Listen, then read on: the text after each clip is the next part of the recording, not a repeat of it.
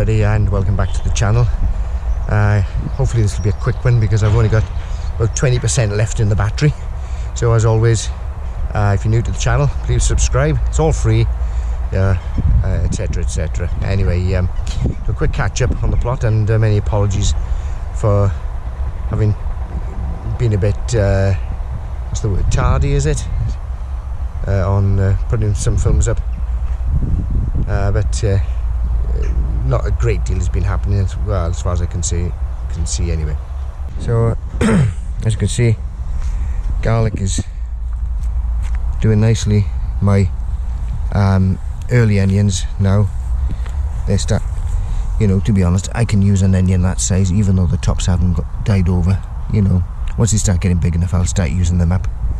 Main crop onions are coming up nicely, and some shallots over there.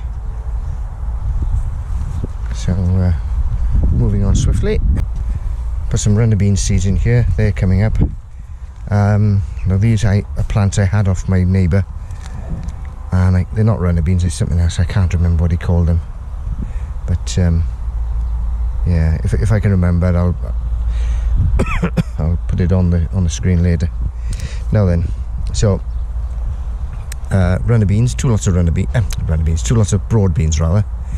Now I don't know if you can see, but this bed of broad beans, very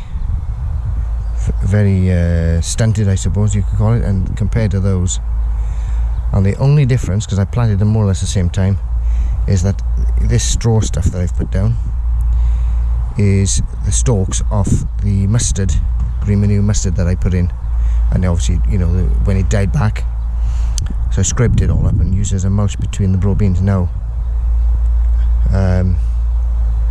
whether there's any chemical in the mustard that suppresses growth on other plants, I don't know, but it's certainly something's happened here which I can't work out. It's the only thing I can think of. Time will tell. Strawberries, I've already been having feeds of strawberries off them. Nice. Perhaps I'll check later if I've got any more. These broad beans are coming up nicely, not quite ready yet, of course. And my asparagus, this stalk I'm going to let grow now. But some of these I'll harvest some of these. It's coming towards the end of the season for these, beginning to mid-June, so when you should stop picking it or cutting it, whichever way you look at it. But I've been supplying myself and a couple of my friends as well, so I've been having a good harvest off this asparagus.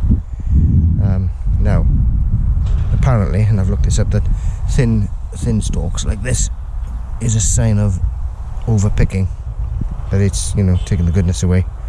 So I'll take the thicker ones away, but let the thinner ones grow now. So that's those coming.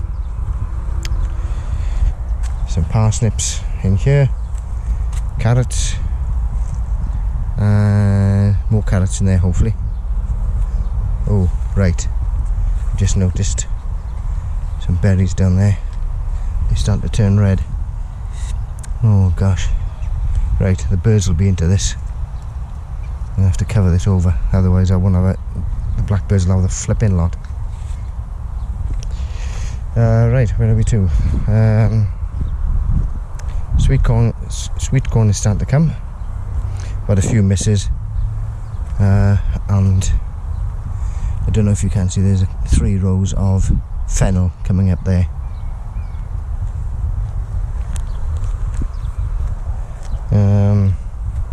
I've put some dwarf French beans in here. I don't know, hopefully they'll come.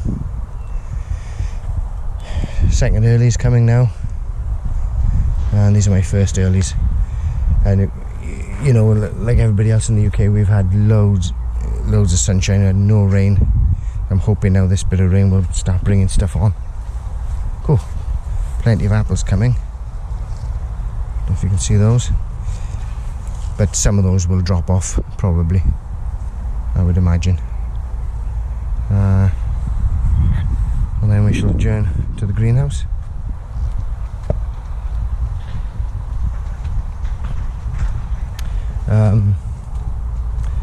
What I've also done is I've tidied up this little area behind the greenhouse to give myself a little area for, well, what can I put here? Answers on a postcard, as I say. I may put some sort of staging up here just to put plants on to harden off, etc. So I'm trying to get it all tidied up as much as possible. And oh, excuse me, into the greenhouse. So yeah, it's warm in here, obviously. So lettuce are coming nice. I'm gonna have to start picking those. Garlic, I don't know if you can see the garlic there. There we are. That's coming nicely. I may just pull these out now, start getting them out. Tomatoes, they're coming nice. I'm just taking the side shoots off. Start, you know, carrying on putting them around the string so they grow up. I'll be doing that shortly, just checking them over. Cucumbers again.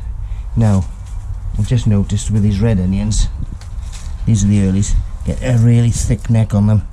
So, I mean, I can probably use them, but yeah, I don't know why they got thick necks on them. There must be a reason. Need to do check out that. And again, got some more onions in there ready to come out. In fact, I may pull them out and dry them off, simply because they're of a usable size. Yeah, bit of lettuce here as well. So, some chilies, and there. Right, that's a quick catch up.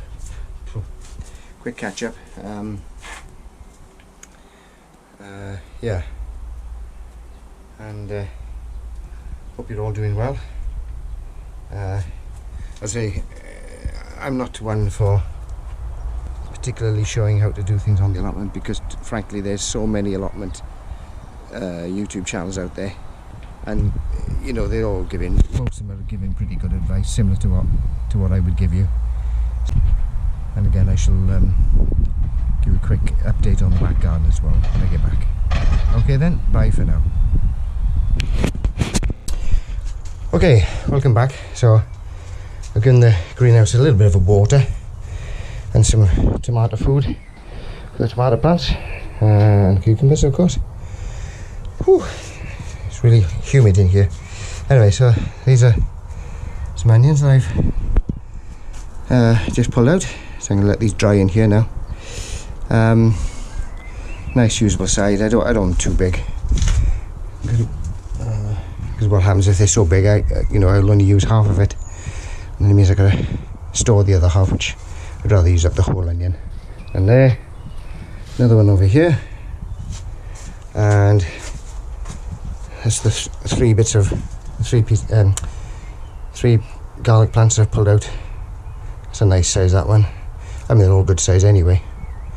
The others at the back, I'll pull out as and when. Yeah, so just let all them dry out. Got a few more onions still left in there, and these red ones in here. So there we are. So it's spotting to rain now, so I'm gonna just put the stuff back in the greenhouse to keep out of the rain. That's that. In case you're wondering, these lettuce are a cos lettuce. So I'm going to what I normally do is, if I can find an example, is I pull off a leaf rather than pull the plant, and then let's see what this tastes like.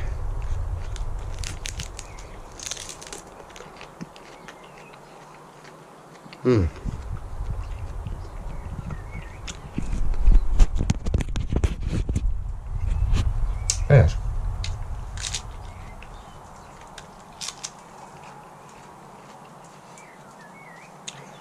Nice with the bit of brown butter, a little sprinkle of salt on it.